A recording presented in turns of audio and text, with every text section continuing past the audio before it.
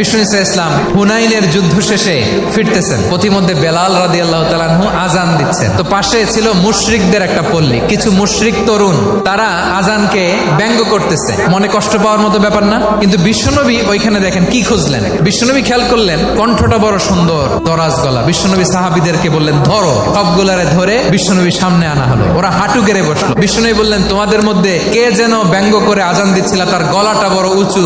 আবু মাহজুরা বলে আমার বন্ধুরা সবাই আমার দিকে আঙ্গুল দেখায়। আবু মাহজুরার মাথায় হাত দিয়ে বললেন এবার আজান দাও দেখি। আবু মাহজুরা বলে আমি তো আজান দিতে জানি না। বিশ্বনবী বললেন তাহলে আসো আমি তোমারে শিখাই দেই। বিশ্বনবী একটা বাক্য পরে, আবু মাহজুরা পরে, বিশ্বনবী পরে, আবু মাহজুরা পরে। আবু মাহজুরা বলে এক একটা বাক্য পড়ি আমার কলিজাটা গলে ঠান্ডা হয়ে যায়। বিশ্বনবীর সাথে দাঁড়িয়ে উনি শাহাদা পড়ে মুসলমান হয়ে গেলেন। বিষ্ণু ইসলাম বললেন যাও আবু মাহজুরা, আমি তোমাকে পৃথিবীর শ্রেষ্ঠতম মসজিদ মক্কার মসজিদুল হারামের মুয়াজ্জিন হিসেবে অ্যাপয়েন্ট করে দিলাম।